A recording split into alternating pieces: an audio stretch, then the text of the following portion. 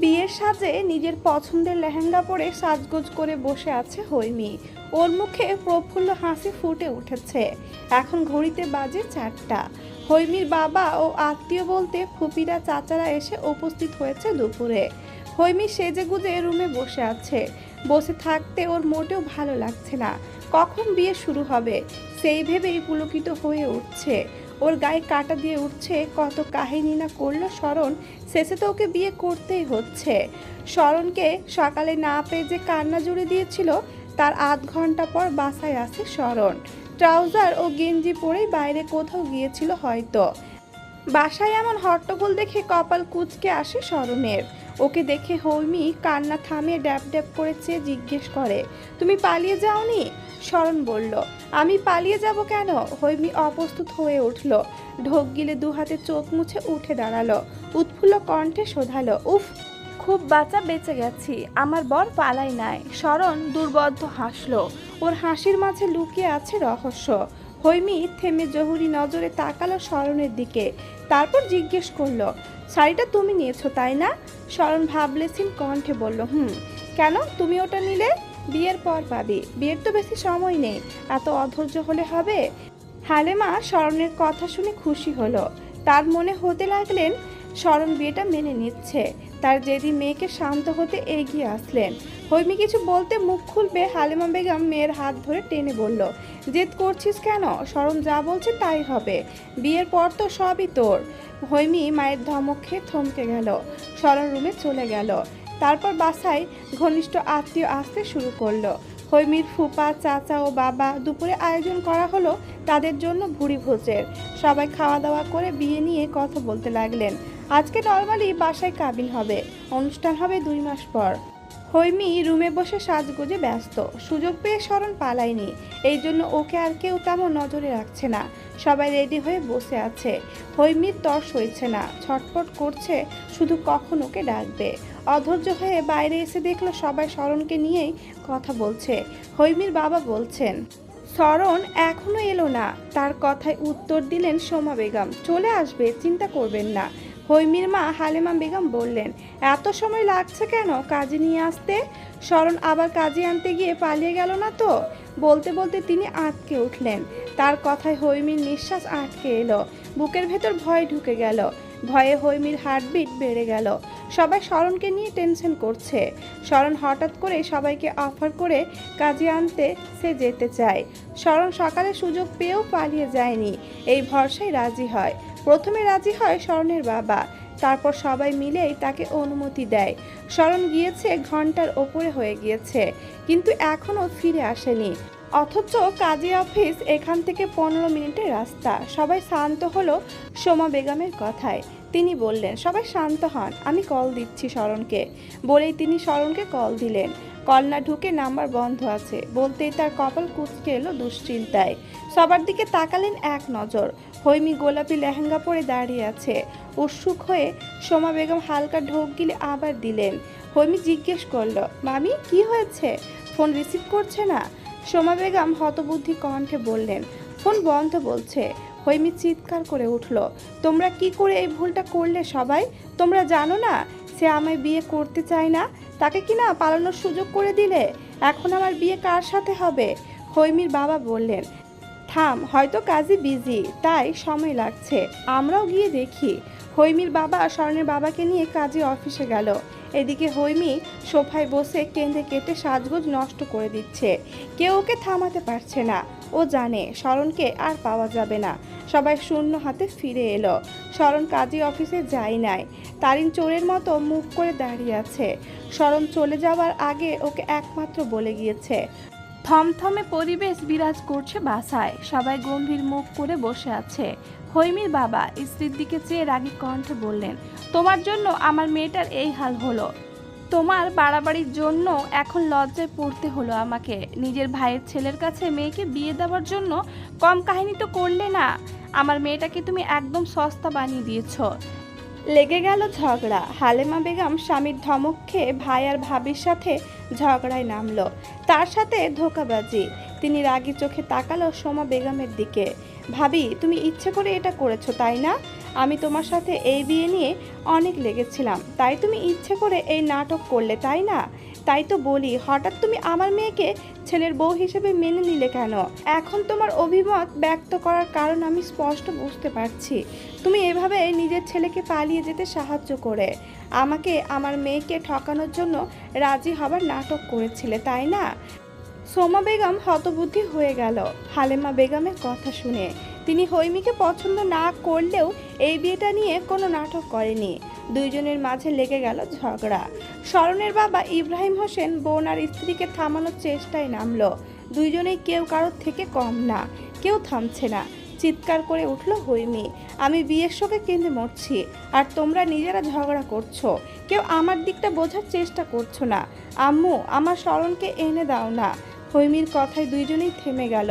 হালেমা বেগম মেয়েকে সান্ত্বনা দিতে লাগলো। হঠাৎ কলিং বেল বেজে উঠল। সবাই থমকে উঠল। হৈমিও চমকে তাকালো। শরণ ফিরে এলো নাকি? তারিনকে দরজা খুলতে পাঠালো সোমা বেগম। তারিন দৌড়ে গেল দরজা খুলতে। ভাইয়া ফিরে আসবে, এ তো অসম্ভব। তাহলে কে এলো? সবাই মুখিয়ে আছে শরণ বাসায় ফিরে এসেছে ভেবে। তারিন দরজা খুলতেই চমকে উঠল। বিস্ময়ে ওর চোখ দুটো আকারে বড় বড় হয়ে গেল। তারিন থমকালো, চমকালো সামনে পূর্ণতাকে দাঁড়িয়ে থাকতে দেখে। পূর্ণতাকে ভাইয়ের ফোনে দেখেছে তারিন। ভাইয়া বলেছে ওকে ভাবি বলতে। ওর মুখ থেকে ফস করেই বেরিয়ে এলো, ভাবি? অপরিচিত একটা মেয়ের মুখে ভাবি ডাক শুনে থমকালো পূর্ণতা। কিংকৃত্য বেবিমুর হয়ে তাকিয়ে রইল তারিনের মুখের দিকে। পূর্ণতা হতবিহ্বল শুনে জিজ্ঞেস করলো, কে তোমার ভাবি? তারিন থমকে গেল। বেফাস কথা বলে ফেলেছে। ও ঢোক গিলে বলল, তুমি এখানে কি করছো? ভাইয়া তো তোমার কাছেই গিয়েছে। তারিনের কোনো কথাই পূর্ণতা বুঝতে পারছে না। পূর্ণতার আগে রণমূর্তি ধারণ করে এসেছে ঢাকা থেকে রাজশাহী। এর সাথে শাহিন আলমও এসেছেন। বাসা থেকে শরণ চলে আসার পরই ওর ব্যক্তিগত ডায়েরি মিসিং। 1 মিনিটও লাগেনি ডায়েরিকে নিয়েছে বুঝতে। রাগে তখনই পূর্ণতার চোখ টকটকে লাল হয়ে ওঠে। এত বড় স্পর্ধা লোকটার! ওর পারমিশন ছাড়া ওর ব্যক্তিগত জিনিসে হাত দেয়। শুধু ধরেই ক্ষান্ত হয়নি, নিয়ে গেছে। শরণের নাম্বারে অসংখ্য কল দেয়, কিন্তু রিসিভ হয় না। ব্যাটা বদমাহিস, ওর কল ধরে না। রাগে ও ফুলে ফেঁপে ওঠে। পূর্ণতা শরণের কীর্তিকলাপ জানায় ওর বাবা ও মাকে। তারাই স্তব্ধ হয়। মায়ার কাছে ফোন দিয়ে শরণের অ্যাড্রেস নেয় এবং তারপর রাজশাহী আসার প্রতিজ্ঞা ভেঙে বাসে উঠে বসে। পূর্ণতাকে একা পাঠাবে না শাহিন আলম। মেয়ের সাথে এক প্রকার জোর করে এসেছে রাজশাহী। তারিন থ মেরে দাঁড়িয়ে আছে সদর দরজায়, তাই সোমা বেগম এগিয়ে আসে। পূর্ণতাকে দরজার মুখে রাগে গজগজ করে দাঁড়িয়ে থাকতে দেখে তিনি বিস্মিত হয়ে ওঠেন। সাথে ছেলের সমস্ত রাগ গিয়ে পড়ে পূর্ণতার ওপর। এই মেয়ের জন্যই তো এত কিছু হচ্ছে। শরণের সব বাড়াবাড়ি এই মেয়েটার জন্য। ছেলেটা জীবনে কালো হয়ে প্রবেশ করেছে। তিনি এগিয়ে এসে পূর্ণতার হাত ধরে টেনে ভেতরে নিয়ে বললেন, আমার ছেলে কোথায় বলো? কোথায় ছেলেটাকে বাগিয়ে নিয়েছো? পূর্ণতা তার কথায় আকাশ থেকে পড়ে।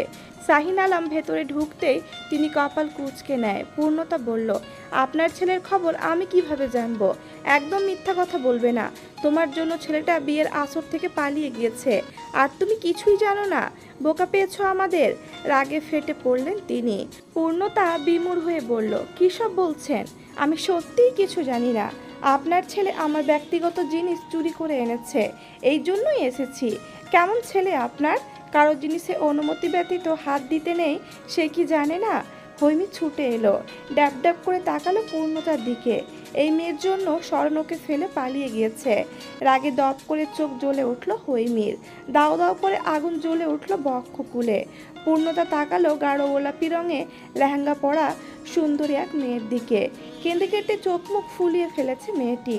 অল্প বয়সী এত সুন্দরী মেয়ের সামনে পূর্ণতা কিছুই নয়। এক সময় এমন লাবণ্যময়ী চেহারায় সেও ছিল। প্রভাতের জন্য সেও সেজেছিল। সেদিন নিজের আমিকে আজকের এই অপরিচিত মেয়েকে এক জায়গায় দেখতে পেল। রাগ বাড়ল পূর্ণতার। মেয়ের প্রত্যেক ফোঁটা অশ্রুর জন্য দায়ী শরণ স্পষ্ট বোঝা যাচ্ছে।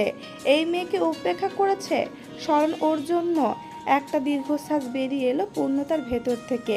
চাপা যন্ত্রণা বক্ষগহ্বরে ছাড়িয়ে পড়ল নিমিষে। হৈমি অভিমানে শিউরে উঠল পূর্ণতা। মেয়েটার চোখে নিজের জন্য ক্ষোভ দেখতে পাচ্ছে। মেয়েটার চোখে সে অপরাধী। কি নিদারুণ কষ্ট!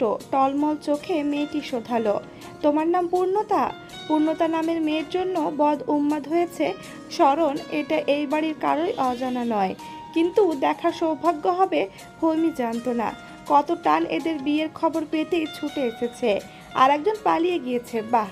পূর্ণতা বলল, আমি পূর্ণতা। আমি পূর্ণতা বলতেই বাঘিনী রূপে দৌড়ে এলো হালিমা বেগম। চোখ দিয়েই ভস্ম করে দিবে পূর্ণতাকে এমন চোখে তাকালো।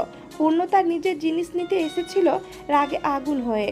ওর ভেতরে আগুন জ্বলছিল। এই বাসায় এসে একটা লঙ্কা কাণ্ড ঘটিয়ে দিতে চেয়েছিল। কিন্তু বাসার প্রত্যেকটা মানুষের রাগ আক্রোশের সামনে নিজের রাগ চুনোপুটির মতো লাগছে। শুকনো ঢোক গিলে পূর্ণতা বাবার সাথে মিশে গেল। আর সবাই ওকে অগ্নিমূর্তি ধারণ করে পরখ করছে। সবার চোখে এই সবচেয়ে অপরাধী। এতগুলো মানুষের হিংস্রতার সামনে দাঁড়িয়ে পূর্ণতা আতঙ্কে ডুবে গেল। মুখটা ভয়ে ভীত হয়ে গেছে। ও তাকালো বাবার দিকে। শাহিন আলম নিজেও হতভম্ব হয়ে দাঁড়িয়েছিল।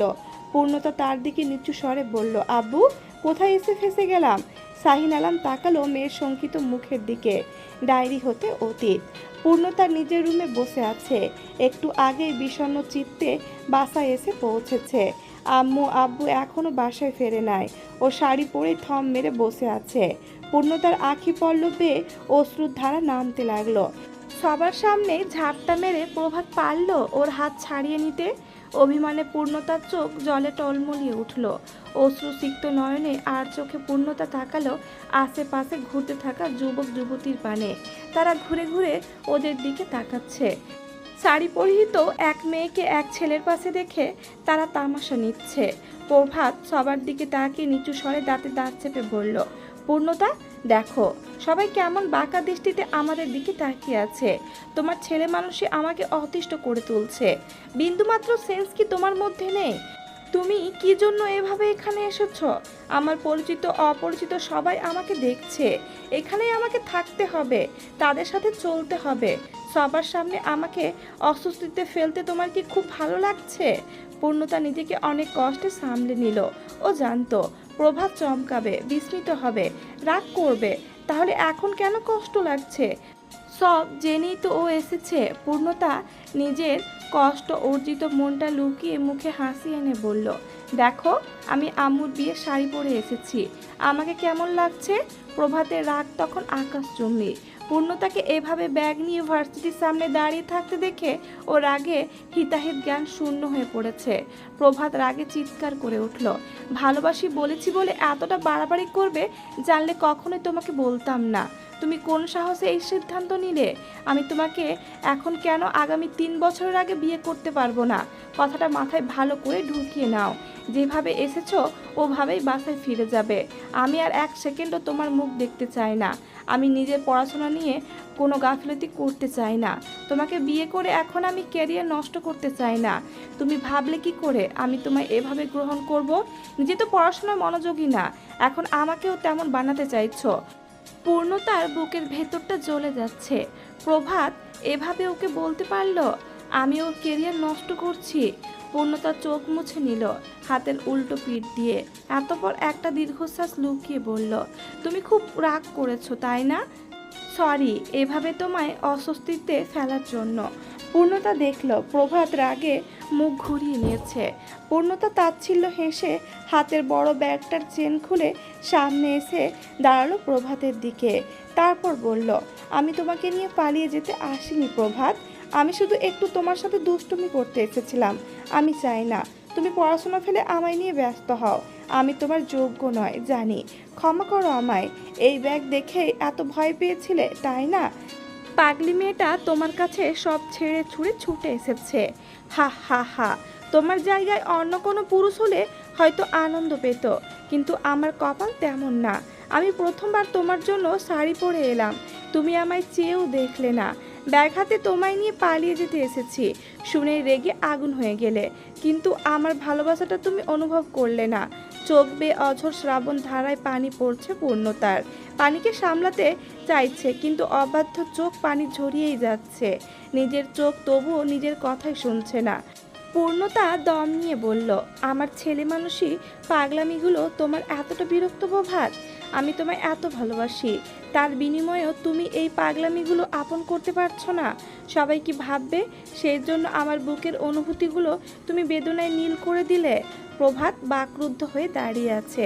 বেমিশাল হয়ে চোখের জল মুছে নিল পূর্ণতা।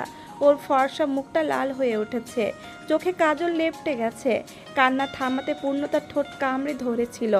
আব্বু আম্মু গ্রামে গিয়েছে, কি করব ভেবে পাচ্ছিলাম না। মাথায় এই দুষ্টু শয়তানি বুদ্ধি চলে এলো। খুব ইচ্ছে হলো শাড়ি পরে সুন্দর করে সেজে গুজে তোমার নজর কাটতে। আমায় দেখে তুমি বিস্মিত হবে, রাগ করবে জানতাম, কিন্তু এতটা অস্বস্তিতে পড়বে জানতাম না গো। তোমার অস্বস্তি লজ্জার কারণ আমি কখনো হব জানলে আমি এখানে এসে তোমার সম্মান ক্ষুণ্ণ করতাম না। প্রভাত পূর্ণতার চোখে চোখ মেলাতে পারছে না। পূর্ণতা বলল, প্রভাত, আমি কতটা অযোগ্য তুমি আমায় নিজের ভার্সিটি মানুষের সামনে দেখে বিব্রত বোধ করো। পূর্ণতা আমি পূর্ণতা হাত উঁচু করে বলল, থাক বাদ দাও প্রভাত, আমি একটু বেশি করি। আমার এই কষ্টটা পাওয়ার দরকার ছিল, না হলে আমি নিজেকে পরিবর্তন করতে পারতাম না। পূর্ণতা প্রভাতের আর কোনো কথা শুনল না। তপ্ত দুর্বল পায়ে হেঁটে রিস্কায় উঠে বসলো। প্রভাত আসতে চাইলে পূর্ণতা ওকে সেই সুযোগ দিল না। পূর্ণতা শাড়ি পরেই বাসার সামনে এসে নামলো। আশেপাশের অনেকেই সন্ধ্যায় শাড়ি পরে আসতে দেখে নিল। পূর্ণতা জানে আম্মুর কানে এই খবর চলে যাবে। পূর্ণতা তাড়াতাড়ি বাড়িতে ঢুকে গেল। দারোয়ান চাচা যাওয়ার সময় ওকে বোরখা আর আসার সময় শাড়ি পরা দেখে চোখ কপালে তুলে তাকিয়ে রইল। তার চোখে নানান প্রশ্ন মেলা।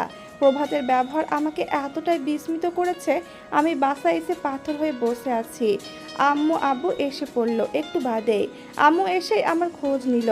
তিনি রুমে এসে যখন দেখলো পূর্ণতা তার বিয়ের লাল বেনারসি পরে বসে আছে, তখনই কপাল কুঁচকে নিল। শাড়ি পরে বসে আছিস কেন? পূর্ণতা আলগোছে চোখ মুছে মাকে জড়িয়ে ধরে বলল, বাসায় একা একা ভালো লাগছিল না, তাই আকাম করেছি। তোমার আলমারি থেকে শাড়ি পরে সময় কাটিয়েছি। বাহ, বেশ গুছিয়ে পড়েছিস তো, কিন্তু কাজল লেপটে তো মুখের অবস্থা শেষ। কেঁদেছিস নাকি? সন্দেহ কণ্ঠে বললেন রোজিনা বেগম। পূর্ণতা বলল, কাজল দিতে গিয়ে চোখে খোঁচা খেয়েছিলাম, এই জন্য পানি পড়ে চোখের এই 12টা বেজেছে। আচ্ছা এখন যা, এসব খুলে হাত মুখ ধুয়ে আয়। রোজিনা বেগম চলে গেলেন। পূর্ণতা শাড়ি খুলে হাত মুখ ধুয়ে নিল। এতপর উদাস হয়ে পূর্ণতা বিছানায় বসে রইল। 1 সপ্তাহ পরের কথা। পূর্ণতা সেই দিনের পর আর প্রভাতকে কল দেয়নি। ওদের সম্পর্ক শেষ করে দিতে নয়, প্রভাতের ক্যারিয়ারে মনোযোগ বিচ্ছিন্ন না হতে। ও চায় না প্রভাত যা সব চায় না সেসব করে ও প্রভাতকে কষ্ট দিতে। ও প্রভাতকে পাগলের মতো ভালোবাসে। ভালোবাসায় মানুষ বেহায়া হয়ে ওঠে। প্রভাত ওর পাগলামি পছন্দ করে না, তাই ও নিজের পাগলামি বাদ দিয়েছে। নিজেকে অবুঝ থেকে বুঝদার করতে মাঠে নামিয়েছে। ও চায় না প্রভাত ওর জন্য কারোর সামনে অস্বস্তিতে পড়ুক। ও শুধু প্রভাতকে চায়, কিন্তু ওর বিরক্তির কারণ হতে চায় না। 1 সপ্তাহে পূর্ণতার এমন নিজেকে গুটিয়ে নেওয়াটা প্রভাতকে বিস্মিত করে তুলেছে। কিছুতে এই পূর্ণতাকে ও চিনতে পারছে না। খুব মিস করছে সেই চঞ্চল পূর্ণতাকে। পূর্ণতা লুকিয়ে চুরিয়ে কল দেওয়াটা সর্বক্ষণ মিস করছে। অজান্তে পূর্ণতার কলের অপেক্ষা বাড়ছে প্রভাতের। কিন্তু 1 সপ্তাহ হয়ে গেল, পূর্ণতা নিশ্চুপ, কেমন যেন শান্ত হয়ে গেছে। পূর্ণতার এই নীরবতায় প্রভাতের শান্তি কেড়ে নিয়েছে। ভেবেছিল পূর্ণতা নিজেকে পরিবর্তন করলে ও শান্তি পাবে, কিন্তু পাচ্ছে না। আরও অশান্তি ওকে চারিপাশ থেকে আস্তে পিষ্টে জড়িয়ে ধরেছে। প্রভাত নিজে থেকে কলও দিতে পারছে না, এদিকে পরীক্ষার জন্য দেখা করার টাইমও পাচ্ছে না। আজকেও একটা এক্সাম আছে। ও সেটা শেষ করে হোস্টেলে না ঢুকে সোজা চলে এলো পূর্ণতা কলেজের সামনে। পূর্ণতা সেই লাল টুকটুকে শাড়ি পরা অভিমানী মুখটা বারবার ভেতরটাকে নাড়িয়ে দিচ্ছে। কতটা আঘাত পেয়েছিল পূর্ণতা, যে 1 সপ্তাহ ধরে দেখা নেই কথা নেই, তবুও কেমন শান্ত নদী হয়ে উঠেছে। আচ্ছা, ওই দিনের আঘাতে পূর্ণতা ওকে ছেড়ে দিবে না তো? বুক ধক করে উঠল প্রভাতের। পূর্ণতা ওকে ছেড়ে দিলে ও কিভাবে বাঁচবে? যতই রাগ দেখাক, ওর চিত্তে পূর্ণতার জন্য বেমিশাল ভালোবাসা। ও কিভাবে পূর্ণতাকে ছাড়া থাকবে? ভয়ে প্রভাতের গলা শুকিয়ে এলো। পূর্ণতা মলিন মুখে গেটের বাইরে আসতে প্রভাত ওর হাত ধরে টেনে এক সাইডে চেপে দাঁড়ালো। পূর্ণতা চমকে উঠল। তুমি এখানে কি করছো? তোমার তো আজ এক্সাম ছিল, তুমি আগে বলো, আমাকে কল দিচ্ছ না কেন? পাল্টা প্রশ্ন করে বলল প্রভাত। পূর্ণতা বলল, কল দেব কেন? তুমি আমার কল পেলে বিরক্ত বোধ করো। আমি চাই না আমার জন্য কেউ বিরক্ত হোক, আর না চাই আমার জন্য কারো পড়াশোনা নষ্ট হোক। প্রভাত অসহায় কণ্ঠে বলল, রাগের মাথায় দুটো কড়া কথা শুনিয়েছি, সেটা বুকে চেপে বসে আছো? জানো না তোমার সাথে কথা না বললে আমার বুকে ব্যথা করে, নিঃশ্বাস নিতে পারি না তখন। যতই বিরক্ত দেখায় তুমি কল দিলেই আমার প্রশান্তি লাগে। সেদিন তোমায় লাল শাড়ি পরা অবস্থায় দেখে আমার বুকের ভেতর কেমন ঝড়ের সৃষ্টি হয়েছিল আন্দাজ করতে পারবে না। হার্টবিট থেমে গিয়েছিল আমার, কিন্তু ভয়ও পেয়েছিলাম। তোমার দুষ্টুমি আমি তো সত্যি ভেবে নিয়েছিলাম, এই জন্য ভয় পেয়েছিলাম। ওটা যদি সত্যি হতো, ভাবো আমি কি করতাম, কিভাবে কি করতাম। সেই সব ভেবেই পাগল পাগল লাগছিল। রাগের মাথায় এত কথা শুনিয়েছি। রাগের মাথায় মানুষ সত্য বলে। ভালো হয়েছে আমি সত্যিটা জানতে পেরেছি, শক্ত কণ্ঠে বলল পূর্ণতা। আগেও তো কত রাগ দেখিয়েছি, কখনো তো এতটা সিরিয়াস হও নাই। তুমি এত বুঝদার হয়ে উঠলে কবে? বিস্মিত কণ্ঠে বলল প্রভাত। আগে বাচ্চামো করতাম, তাই সব কিছু খামখেয়ালিভাবে নিতাম। এখন আমি নিজেকে তোমার মনের মতো করতে চাই। বাচ্চামো ছেলে মানুষই নিজেকে বিসর্জন দিয়েছি। প্রভাত পূর্ণতার দুই গালে হাত রাখলো শক্ত করে, তারপর বলল, না আমার আগের পূর্ণতাই ঠিক আছে, তার কোনো পরিবর্তন লাগবে না। পূর্ণতার 17তম জন্মদিন। পূর্ণতার বাবা প্রায় সব জন্মদিনে বাসায় থাকে। মেয়ের জন্মদিনের আগেই তিনি ছুটি নিয়ে আসেন। গত বছর জন্মদিনে কত পাগলামি করেছে পূর্ণতা। রাত 12টায় ফোন করে প্রভাতকে ডেকে এনেছে ওদের বাসার ছাদে। বাবা মায়ের কেক সমেত বীজ শেষ হলে লুকিয়ে পূর্ণতা ছাদে উঠে এসেছে। প্রভাতকে আসার জন্য রাজি করাতে কম কাঠখড় পোড়াতে হয়নি, বাধ্য হয়ে এসেছে প্রভাত। আজকেও সেই দিন। রাতের খাবার খেয়ে পূর্ণতা বিছানায় শক্ত হয়ে বসে আছে। গত বছরের করা পাগলামিগুলো ভেবে চিত্ত পুলকিত হচ্ছে। প্রভাতকে এই বছর একটুও ডিস্টার্ব করছে না। প্রভাত হয়তো ভুলে গিয়েছে আজ ওর জন্মদিন। গত বছরের মতো তো ও আর মনে করিয়ে দেয়নি। একটা ব্যথিত নিঃশ্বাস বেরিয়ে এলো ভেতর থেকে। পূর্ণতা দীর্ঘশ্বাস ফেলে বসে আছে, শুয়েও ভালো লাগছে না। দরজাটা খুলে পূর্ণতা ঘুমের ভান ধরে শুয়ে রইল। 12টা বাজবে তার কিছুক্ষণ আগে। 12টা বাজতে ওর আম্মু আব্বু কেক নিয়ে মেয়ের রুমে এসে চিৎকার করে উঠল। পূর্ণতা চমকানোর ভান করলো। আজকে ওর মধ্যে কোনো আনন্দ চঞ্চলতা বাড়ছে না, নির্জীব হয়ে আছে ওর মনটা। তবুও বাবা মায়ের সামনে খুশি হবার অভিনয় করে গেল। কেক কেটে বাবা মাকে খাইয়ে পূর্ণতা হাত ধুতে গেল। পূর্ণতা এসে দেখলো বাবা মা চলে গেছে এবং মায়ের ফোনটা টেবিলের ওপর, হয়তো নিয়ে এসেছিল। যাওয়ার সময় আর নেওয়ার কথা মনে ছিল না। পূর্ণতা ফোনটা হাতে নিয়ে হিম হয়ে দাঁড়িয়ে আছে, সুযোগ হাতের মুঠোয়।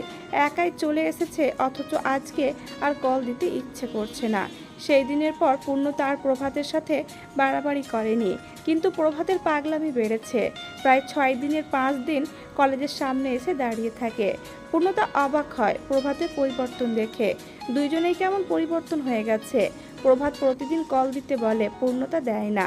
প্রভাত ওকে ফোন দিতে চেয়েছিল, পূর্ণতা নেয়নি। এভাবেই চলছে। প্রভাতের কেয়ার বেড়েছে, পূর্ণতার কমেছে। তা না শুধু আগের মতো দেখাতে পারছে না, বারবার সেই মুহূর্তটা ওকে নাড়া দিয়ে যায়। সেই কষ্ট ভুলতে পারে না। জড়তা এসেছে ওর মধ্যে। কিছু করতে গেলেই মন বলে, আবার তার চোখে নিজের জন্য লজ্জা বিব্রতবোধ দেখতে হবে না তো। পূর্ণতা প্রভাতের ব্যবহারে অনেক হ্যাপি, কারণ ওকে শাসিয়ে এখন নিজেই পাল্টে গিয়েছে। তাই বিষয়টা এনজয়ও করছে দারুণভাবে। এখন প্রায় প্রতিদিন ওদের দেখা হয়, শুধু আজকে হয়নি। পূর্ণতা ভেবেছিল আজকে দেখা হবে। সেদিন থেকে পূর্ণতা নীরব হয়ে প্রভাতকে পাল্টে দিয়েছে। ওর খোঁজ খবর নিজে থেকেই নেয়, দেখা করা, ঘুরতে নিয়ে যাওয়া সবটাই স্বেচ্ছায় করে। পূর্ণতা অনুভূতি শূন্য হয়ে থাকে। প্রভার শঙ্কিত ওর চঞ্চলতাকে মিস করে। পূর্ণতা নাম্বার তুলে দাঁড়িয়ে আছে, কল দিতে পারছে না। কল দিয়ে একটু কথা বলতে ইচ্ছে করছে। তখনই প্রভাতের নাম্বার থেকে কল আসে। আশ্চর্যজনিত হয়ে তাকিয়ে আছে পূর্ণতা। প্রভাত কল দিয়েছে। ওর বুকের ভেতর ধুকপুক করছে, হাত কাঁপছে, রিসিভও করতে পারছে না। উত্তেজনায় কল বেঁধে কেটে গেল। কলের শব্দে ওর হার্টবিট বেড়ে গেছে। ঢোক গিলে পূর্ণতা ফোন সাইলেন্ট করে দিল। আম্মু আব্বু শুনে ফেললো না তো? ঢোক গিলে নিল পূর্ণতা। সঙ্গে সঙ্গে আবার ফোনটা বেজে উঠল। পূর্ণতা রিসিভ করে কথা শুরু করার আগেই ওপাশ থেকে প্রভাত বলে উঠল, 2 মিনিটের মধ্যে ছাদে আসো। পিলে চমকে উঠল পূর্ণতার। ও হতবুদ্ধি কণ্ঠে শোধালো, মানে তুমি কি ছাদে? 1 ঘন্টা যাবৎ মশার কামড় খাচ্ছি। তোমাদের বাসায় এত মশা কেন? তুমি ছাদে কি করছো? কারোর জন্য অপেক্ষা করছি। কেউ একজন গত বছর ছাদে আসার জন্য ব্ল্যাকমেল পর্যন্ত করেছিল, তাই ভয়ে ভয়ে এই বছর রিস্ক নিলাম না, আগেই চলে এসেছি। পূর্ণতা বলল, আমি তেমন কিছুই করতাম না, তুমি না আসলেও পারতে। উফ পূর্ণতা, আসো না প্লিজ। আমি আসবো না, তুমি চলে যাও। এখন কিন্তু রাগ উঠছে প্রচুর। আমি অনেক কষ্ট করে এসেছি, এমন করো না আমার সাথে। আমি এসেছি তোমার সাথে দেখা না করে যাব না, তুমি ভালো করে জানো, তাই দ্রুত আসো। পূর্ণতা একটা দীর্ঘশ্বাস ফেলে ছাদে উঠে আসলো। ভয়ে ওর হাত পা কাঁপছিল। 5 মিনিট ওয়েট করেছিল, তারপর আস্তে ধীরে পা চালায়। ছাদে আসতে দেখতে পায় প্রভাত দাঁড়িয়ে আছে। পূর্ণতা শক্ত চোখে ওর দিকে তাকিয়ে আছে। প্রভাত পূর্ণতাকে দেখে একটা মিষ্টি হাসি দিল, তারপর এগিয়ে এসে বলল, শুভ জন্মদিন মাই লাভ। তুমি কেন এসেছো? আমি তো বলেছি আর জোর করব না তোমায় কোনো কিছুতেই। প্রভাত পূর্ণতার হাত ধরে বেসুরো গলায় বলে উঠল, লক্ষ্মী সোনা, রাগ করো না, একটু হাসো প্লিজ। ভাল লাগে না আর হবে না, করছি যে প্রমিস। পূর্ণতা কপাল কুঁচকে বলল, তুমি আবার গান গাইতে শুরু করলে? কবে হতে? প্রভাত পূর্ণতার হাত ছেড়ে বলল, আজকেই প্রথম গাইলাম। সারা জীবন বাথরুম সিঙ্গার ছিলাম, আজ একটু গার্লফ্রেন্ডের সামনে গাইলাম। ঢং, খুব তো ভালোবাসা দেখাচ্ছ। আমি বলতাম তখন তো কম বিরক্ত দেখাও নাই, এখন তো ভালোবাসা উতলে পড়ছে। প্রভাত 2 হাতে পূর্ণতার গাল ধরে চোখে চোখ রেখে বলল, সত্যি পূর্ণতা, তুমি কঠিন না হলে আমি তোমার মর্ম বুঝতে পারতাম না। তোমার পাগলামিগুলো আমি কতটা ভালোবাসি এখন বুঝতে পারছি। হাড়ে হাড়ে আগের মতো হয়ে যাও না। জন্মদিন আমার, আর জিনিস চাইছো তুমি? চাচ্ছি তো, দাও না। তোমার মনটা তো অনেক বড়। পূর্ণতার ঠোঁট বেঁকিয়ে বলল, আমার গিফট কই? প্রভাত পকেট থেকে এক জোড়া ছোট কানের ইয়াররিং বের করে দিল। প্রভাত বলল, দোকানে গিয়েছিলাম একটা রিং কিনতে, কিন্তু এই দুল জোড়া এতটাই পছন্দ হলো আমি না কিনে পারলাম না। দুটো জিনিস কেনার টাকাও ছিল না, তাই এটাই নিয়ে এলাম। পূর্ণতার চোখ মুখ আনন্দে জল করে উঠল। গোল্ডের ইয়াররিং, খুব বড় না, ছোট, কিন্তু ডিজাইনটা দারুণ। প্রভাত বলল, এটা আমার নিজের ইনকামে কেনা প্রথম জিনিস তোমার জন্য পূর্ণতা। খুশিতে পূর্ণতার চোখ জোড়া ছলছল করে উঠল। নিজের কানের দুল খুলে প্রভাতকে বলল, পরিয়ে দাও। প্রভাত ওকে পরিয়ে দিল। পূর্ণতা প্রভাতকে জড়িয়ে ধরে বলল, আমার এই প্রভাত খুব প্রিয়। এই প্রভাত খুব কেয়ারিং, একটু পাগলাটে স্বভাবের, কিন্তু সে আমার জন্য উন্মাদ। পরদিনটা ছিল আরও চমকপ্রদ। প্রভাত দুপুর নাগাদ নিজের বাবা মা নিয়ে পূর্ণতাদের বাসায় হাজির হলো। পূর্ণতার তো বিস্ময়ে এই কথা বলতে ভুলে গেল যখন জানতে পারল প্রভাত পরিবারসহ বাড়িতে এসে উপস্থিত হয়েছে। বাবা তাদের সাথে বসে কথা বলছে।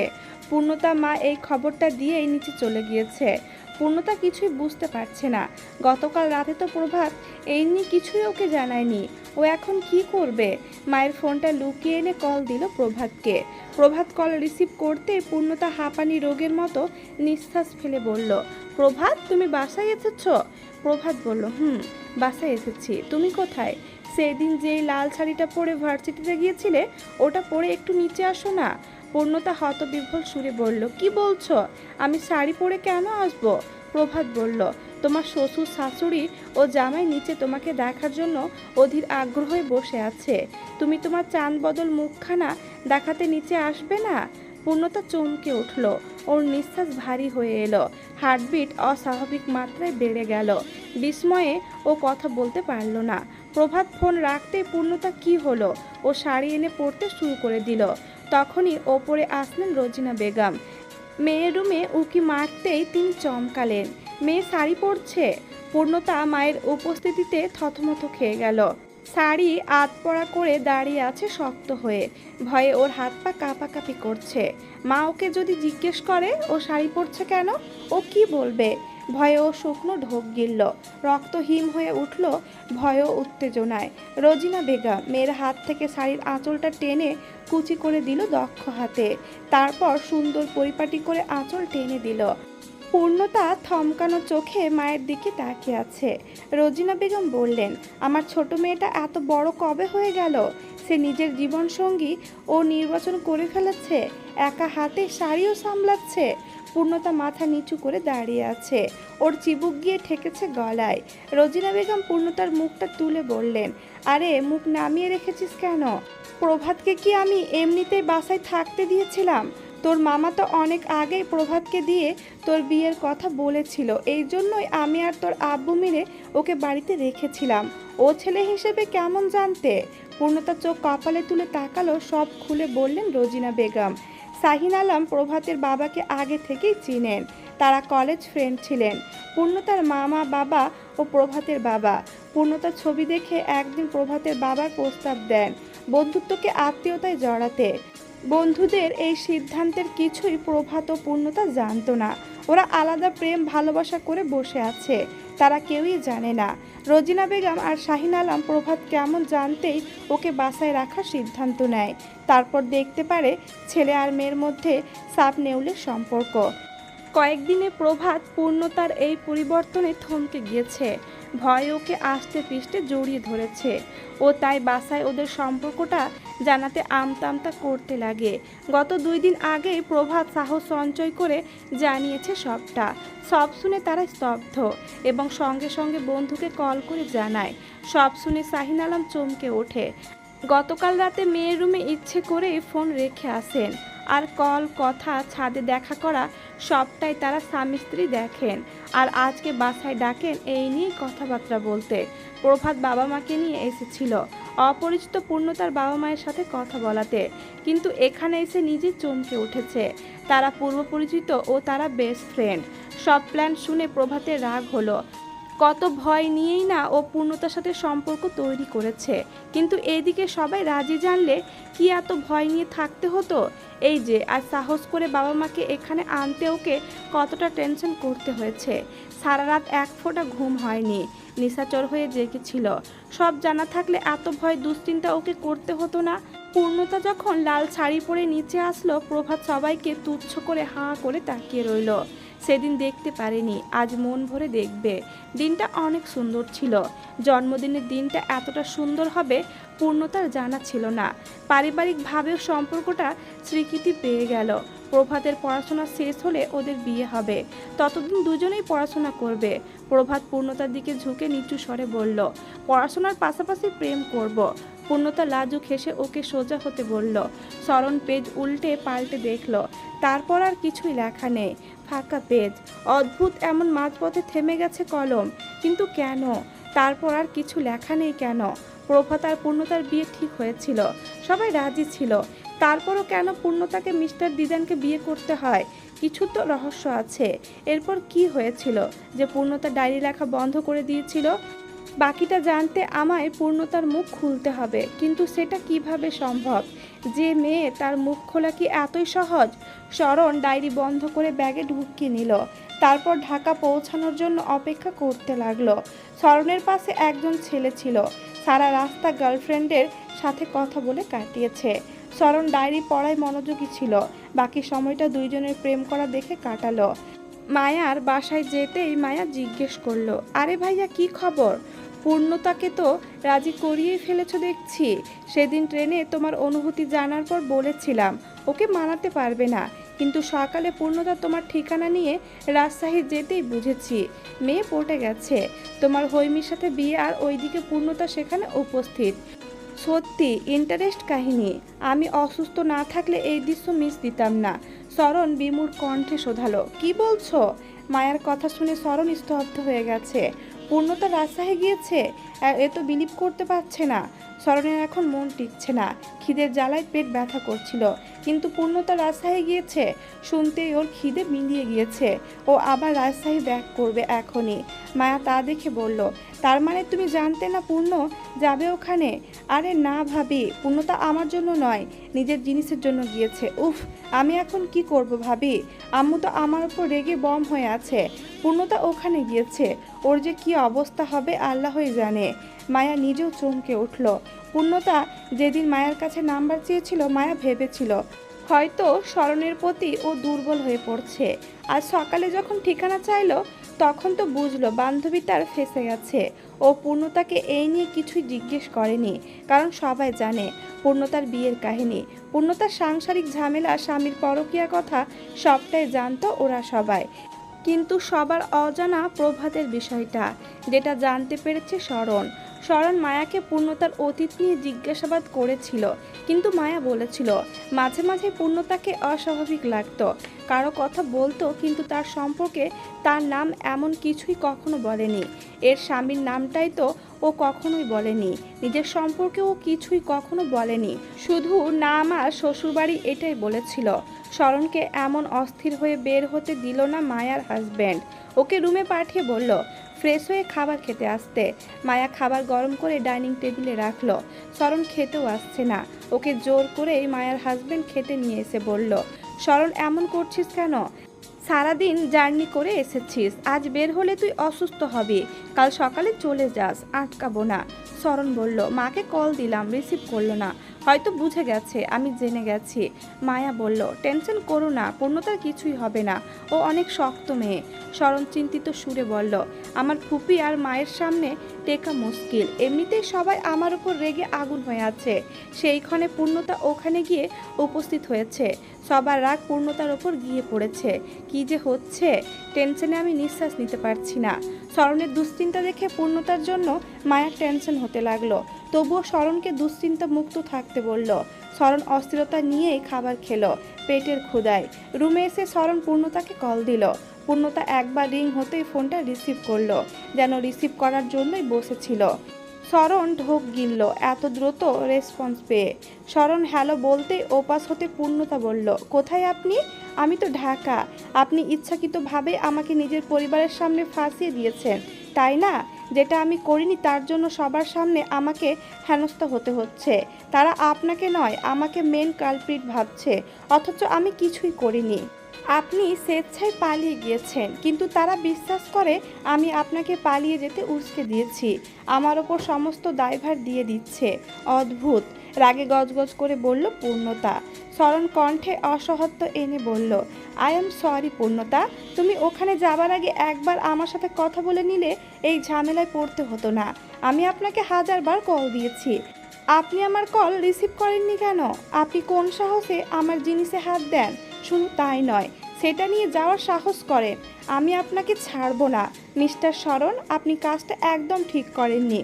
স্মরণ বলল, আমিও চাই না তুমি আমাকে ছেড়ে দাও। আপনাকে আমি কাছে পেলে কি করতাম জানেন? জানি না, কিন্তু আন্দাজ করতে পারি।